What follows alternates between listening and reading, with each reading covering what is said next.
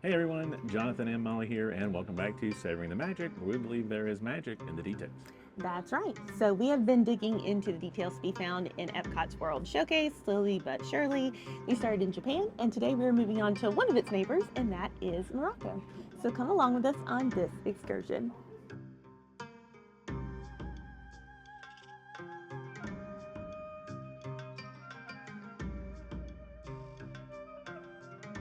So Morocco was not one of the original pavilions when Epcot opened in 1982.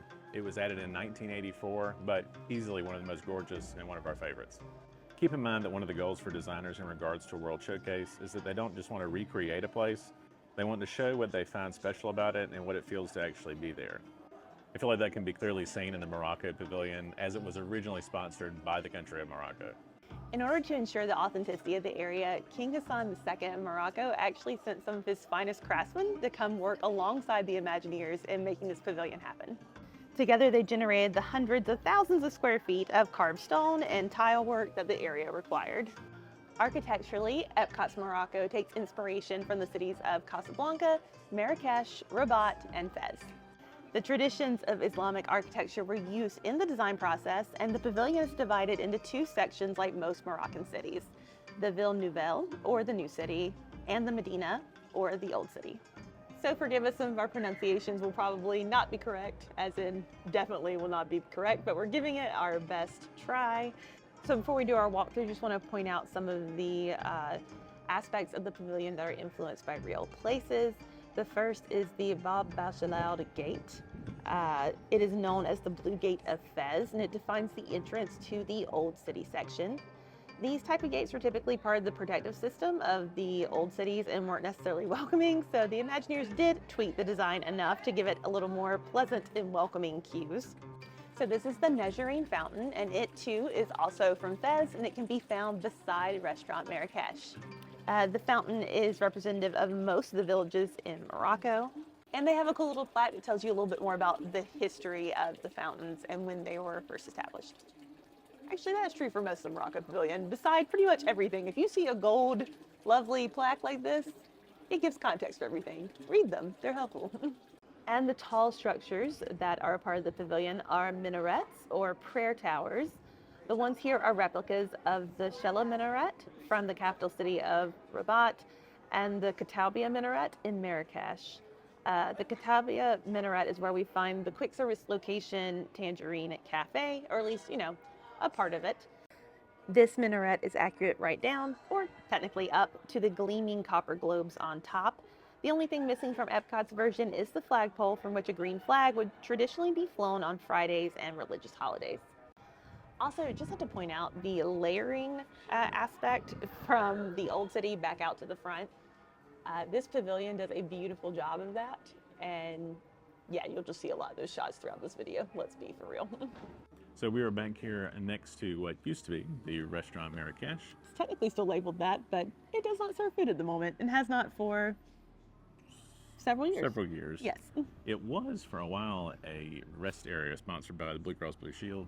And then Advent helped, and then now I don't think anything because there's not any signage designating it as so. Basically, it's just been in limbo ever since the restaurant stopped functioning. Part of that is because Morocco pulled out of their contract back in 2020.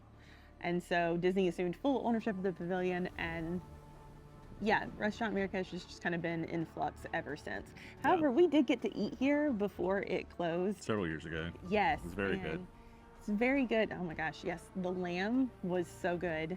And then it was also such a unique dining experience too, because you had like the belly dancers and stuff come out. And I mean, it's no surprise, but architecturally, that building is just as beautiful as the rest of this pavilion. Yeah. And I would have loved to have eaten there again, and yet here we are. So obviously we can't eat there today and show you, but we will go to Spice Road Table later and show off a meal there. You also have the old market section back here. I think it's the Brass Bazaar is what it's actually called.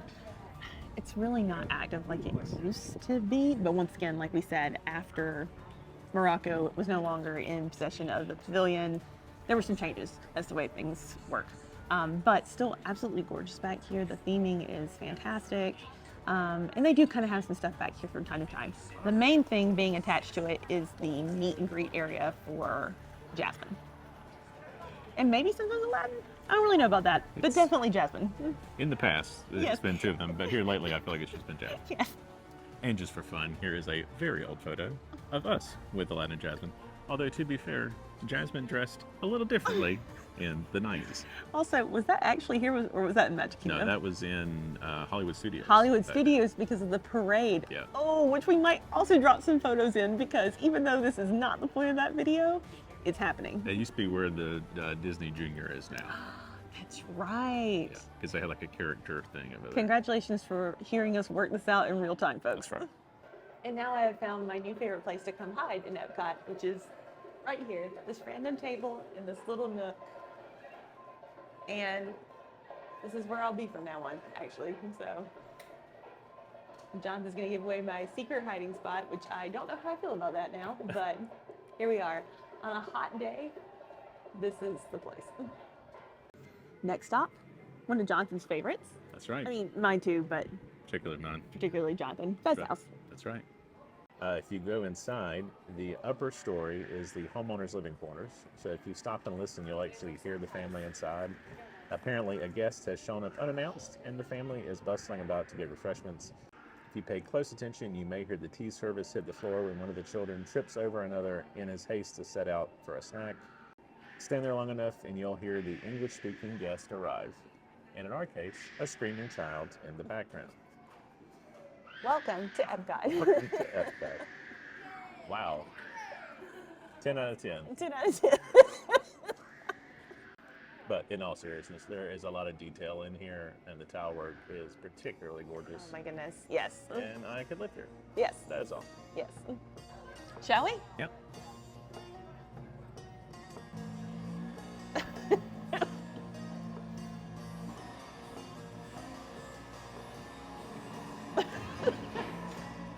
So, most of the pavilions have a kind of educational area or some kind of gallery in them. Morocco is definitely one of those. So be sure to walk in here. There are actually 3 different displays within this rather small area. You have info about the Marathon of the Sands, about the culture of living in the desert, and then the women's off-road rally race, all of which very cool. The Marathon of the Sands thing is what we're by right now. And guys, this whole thing is just nuts. Like, they have to have 14,000 calories worth of food in their bag for like 6 days. A venom extractor, it's crazy. It's so cool though. Excuse the audio because this rally racing track sound is just constantly We're going. thinking we can minimize it in post, but we'll see.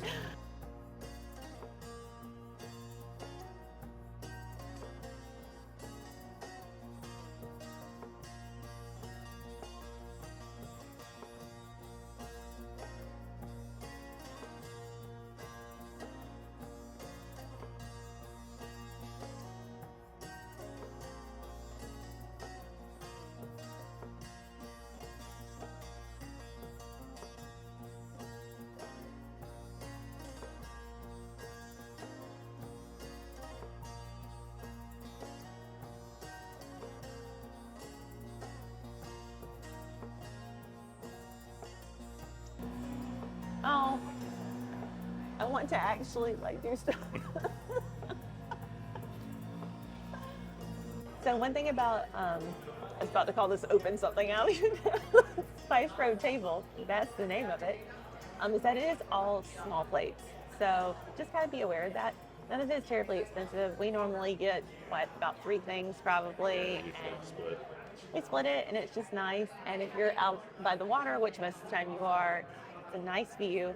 Highly recommend doing this at night, actually. Not during the summer because the bugs are bad, but whenever it's not 1,000,000 degrees. And then you have a really nice view of the nighttime show, which is now luminous. But, whichever nighttime show it happens to be by the time you come, highly recommend. So if you're a fan of mint, they have a iced mint tea here that is good. so good. You can also get it with booze, but this is the non-booze Yes, version. the non-boozy, just the sugary version. No big deal. That's right. It's actually really funny because it's one thing we don't really do anymore. We primarily just do unsweet tea if we're gonna get anything, or sugar-free lemonade and water. So this is a real treat for us. It is. And the bounty has arrived. Yes. That is the calamari. Yep. the spicy shrimp. And then we got the sampler, which had the lamb, the Moroccan version of the Greek spanakopita stuff, and then chicken. Yep. Don't remember what all this was called technically, but it all looks delicious. We don't have a menu in front of us anymore, so that's why technical names will not be used. Smells great though. It's really cool. This is an extremely soft jacket. I just feel the need to like point that out. Yeah. Super soft. Really love the designs in this. I know. The tile Mickey, big fan, appropriate. Look how pretty like the tea set is and stuff.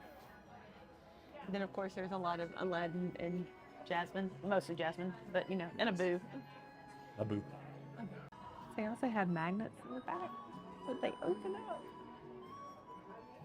It's real cool. Isn't that cute? There you go. $10. $10. Yeah. Very neat though. Here on the back side, they have kind of the like not Disney Yes. or traditional merch.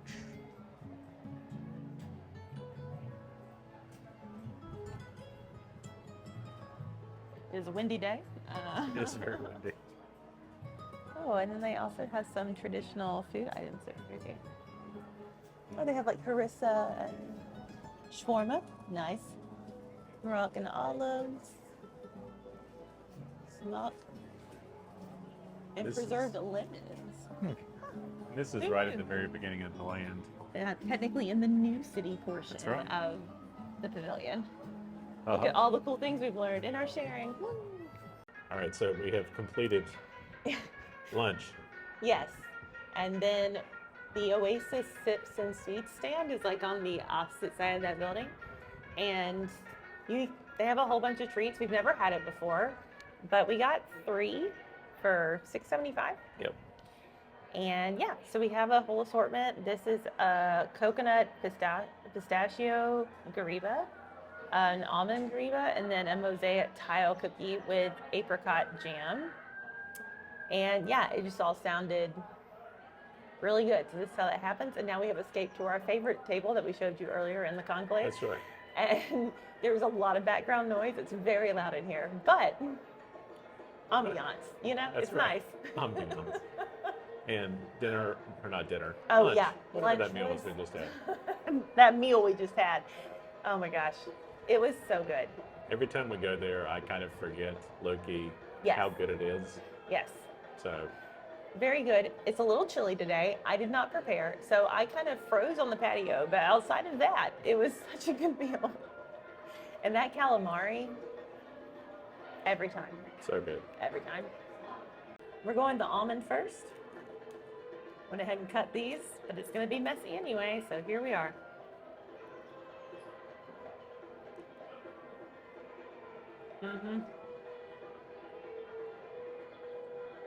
That is very soft, by the way. Good cross-section there. That's right. Jonathan's going to show off those mad food shooting skills here. That's right. That is very good. You're up. All right, I have this babyest tray you've ever seen. Carrying 3 of those back this way was fun. Was.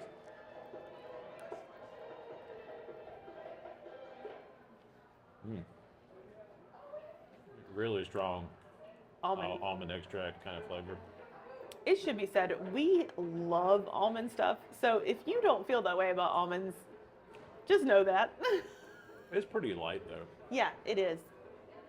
But it is very good. Very good. Yeah. Very good. Did not mean to zoom in. I was leaning over to get something else. This is why he never lets me hold the camera. Dangerous. It's funny, we got this because it was so pretty and it sounded really good, but I'm not going to lie, I'm about 50-50 on apricot most of the time, so we'll see how I feel about this. No, that's good. This is a positive apricot experience. Thumbs up. Positive. Hashtag positive. Also not seen on camera, me holding the thing with one hand and eating the rest of the Eating- cookie with the other. Multitasking. It's really subtle though. It's really good. It's not overly sweet. No, the apricot has a little bit of a tang, and so it's just kind of nice. I like that. Very cookie's super soft. Oh, I know. My fingers are going to be dyed blue for a while. The only thing dyed blue. So be forewarned on that. Okay, admittedly, this last one is a little bit more for me than Jonathan. He is less of a pistachio person, and I am a huge pistachio person. So coconut, pistachio, and chocolate. I don't know, it looks like a cool, like, kind of macaroon kind of thing. I don't know. So this is not sweet at all, except for the chocolate. And it is more coconut than pistachio. So if you like coconut, yes. If you don't like coconut, do not.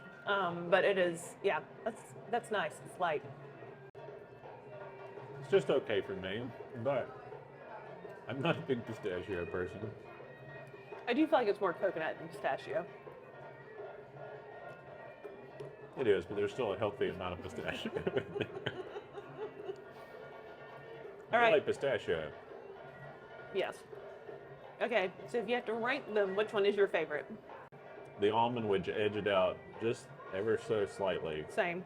So almond, mostly a cookie, and then that at the bottom. Yeah, I actually think it would be the same. As much as I like the coconut and pistachio, that almond was very The almond good. is very good. If Yeah. you like almonds. Which They really, also have baklava over there, which you ain't Oh, can't go wrong man. with that either. But they had a pistachio baklava that looked amazing. we've had a lot of baklava over the years, so Yeah. it's like, oh, I'll try something different. Yeah, try something different. Which, yeah, just like it is a lot of nut-based desserts, which I really like personally, so Yeah. this is how this happens. I love the Morocco Pavilion. Well, that pretty much wraps us up here. There is a band that comes out and performs periodically. However, we were here too early to catch any of that. So I think starting around 1:20 is whenever that starts. So also a lot of fun music if you stick around. Yes. But anyway, have you ever noticed all these details about Morocco? If so, what are some of your favorites? Have you eaten at Spice Art Table before? Comment and let us know. That's right. If you enjoyed the video, be sure to like, comment, subscribe. Really helps us out. We have videos coming out every week. But until next time, keep savoring the magic.